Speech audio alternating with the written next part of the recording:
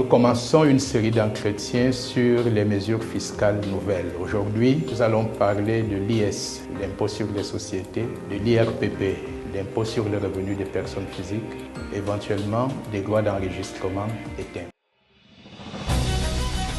Mon peuple périt faute de connaissances. Monsieur Impôt vous parle. Écoutez-le.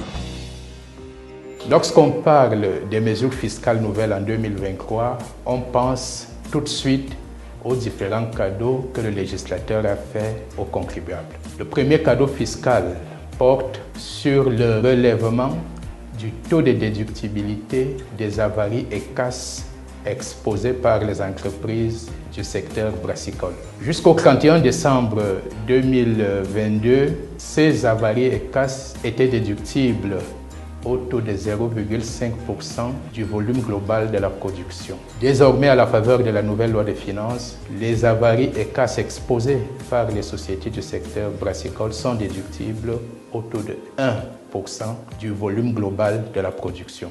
Le deuxième cadeau fiscal porte sur la réduction du taux d'impôt sur les bénéfices des contribuables des petites et moyennes entreprises. C'est-à-dire que lorsque vous réalisez un chiffre d'affaires de moins de 3 milliards, jusque-là, le taux d'impôt qui vous était applicable était de 30,8%, c'est-à-dire 28%, majoré de 10% au titre des centimes additionnels et communaux. Désormais, ce taux baisse jusqu'à 25%. En y ajoutant les 10% de centimes additionnels et communaux, il passe à 27,5%.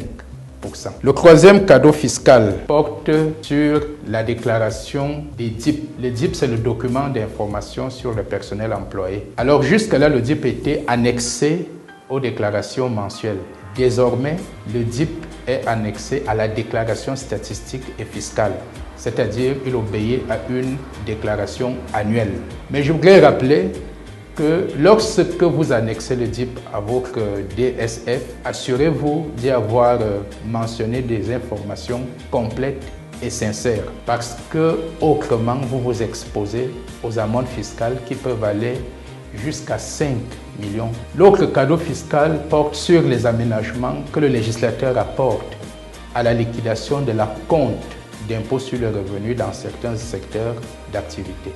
Les contribuables du secteur de la production des produits pharmaceutiques ou des engrais bénéficient désormais d'un abattement de 50% sur la base de liquidation de leur acompte d'impôt sur le revenu. L'autre aménagement porte sur le bénéfice du régime de la marge brute. La marge brute, c'est ces contribuables qui sont autorisés à liquider leur acompte d'impôt sur la marge brute.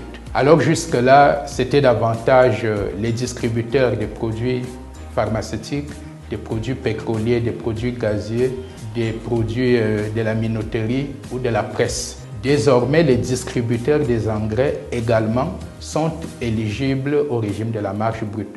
Lorsque vous déclarez vos racontes d'impôt sur la marge brute, le taux d'impôt applicable, c'est 14%. L'autre cadeau fiscal qui est d'ailleurs lié à ce régime de la marge brute, c'est que jusqu'au 31 décembre 2022, les contribuables du régime simplifié rattachés au Centre divisionnaire des impôts CDI n'étaient pas éligibles au régime de la marge brute.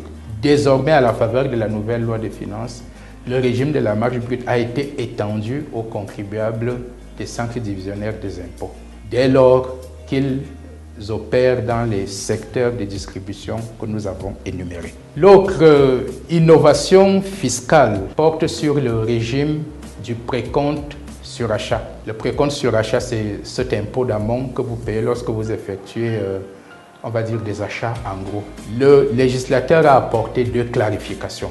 La première, lorsque les achats sont effectués en détail auprès des importateurs, distributeurs, ces achats sont dispensés du précompte sur achat.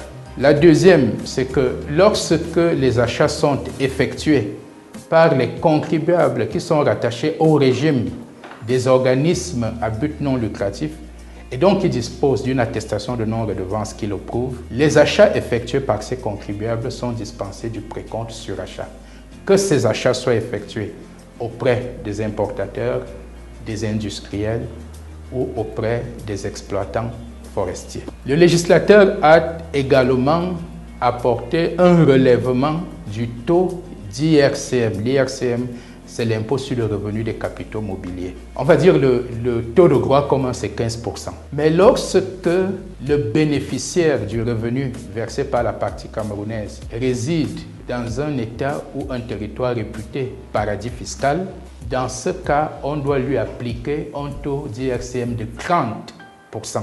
Alors, puisque c'est vous qui devez effectuer la retenue de cet impôt à la source, chaque fois que vous payez un revenu à la partie étrangère à la suite d'une assistance technique ou d'une prestation quelconque, assurez-vous que le bénéficiaire n'est pas établi dans un paradis fiscal, c'est-à-dire dans un État ou territoire dans lequel les impôts ne sont pas payés. Enfin, nous allons parler de timbre. Alors, nous ne rentrons pas dans les détails.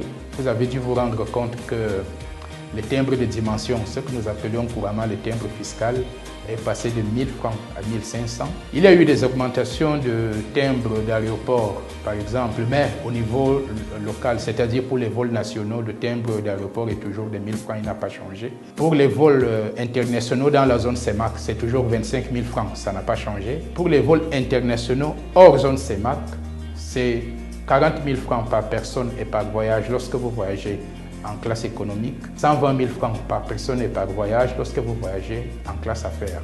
Le timbre automobile, ce qu'on appelait couramment vignette automobile, a également augmenté. Vous pouvez avoir le détail dans les annexes du Code général des impôts. Voilà, c'était tout pour aujourd'hui. Je vous remercie pour votre attention. Je vous donne rendez-vous très prochainement pour une autre réflexion.